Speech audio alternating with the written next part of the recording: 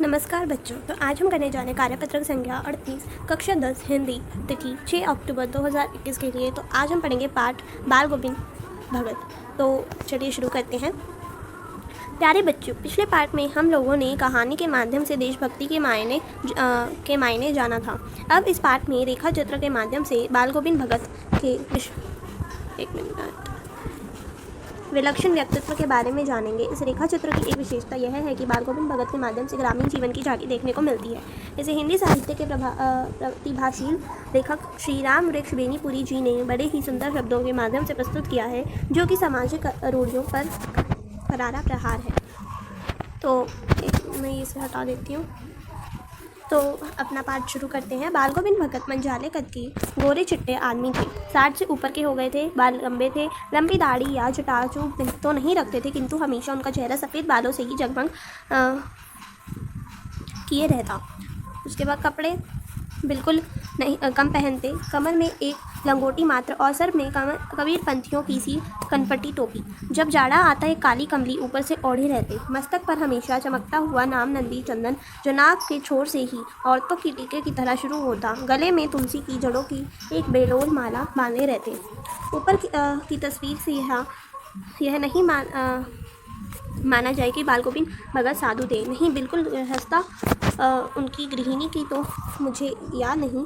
उनके बेटे और पतोहू को तो मैंने देखा था। थोड़ी खेती बाड़ी भी थी। एक अच्छा साफ सुथरा मकान भी था, किंतु खेती बाड़ी करते परिवार रखते भी बाल गोविंद भगत साधु थे। साधु की सब परिभाषाओं पर खरे उतरने वाले।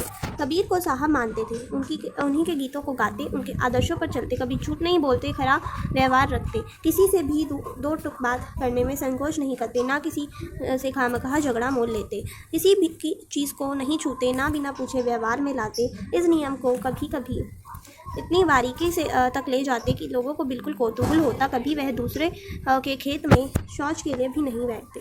वह गृहस्थ थे, लेकिन उनकी सब चीज़ साहब की थी। जो कुछ खेत में पैदा होता, सिर पर लाद कर पहले उसे साहब के दरबार में ले जाते, जो उनके घर से 4 कोस दूर पर था। एक बीरपंथी मठ से मतलब।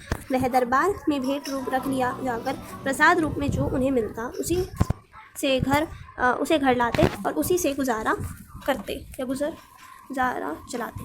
उसके बाद अभी हमें यहाँ पे रेखा चित्र क्या होता है उसके बारे में बताया है। तो रेखा चित्र कहानी से मिलता जुलता साहित्य रूप है। यह नाम अंग्रेजी के स्केच शब्द की नाप है। तोल पर गढ़ा गया स्केच चित्रकला का अंग है। इसमें चित्रकार कुछ इन्हीं गिनी रेखाओं व्यक्ति या दृश्य द्वारा किसी वस्तु को अंकित कर देता है। साहित्य में जिसे रेखा चित्र कहते हैं, उसमें भी कम से कम शब्दों में कलात्मक ढंग से किसी वस्तु, व्यक्ति या दृश्य का अंकन किया जाता है। संक्षिप्त रूप में कहें तो रेखा चित्र कलात्मक ढंग से किसी व्यक्ति, वस्तु, घटना या भाव का कम से कम शब्दों में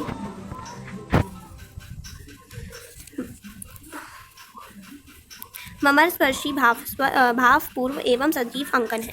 मतलब अगर हम कहें तो ये क्या होता है, किसी भी व्यक्ति, वस्तु या घटना का हमारा जो सबसे कम से कम हम जितने हम शब्द लिख सके, कम से कम हमारा भावपूर्ण है, हमारा विचार है, वो हम लिखते हैं रेखा चित्र में।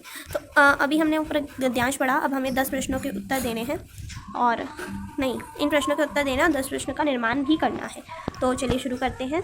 तो बाल गोविंद भगत पाठ किस विधा की रचना है? तो ये है रेखा चित्र।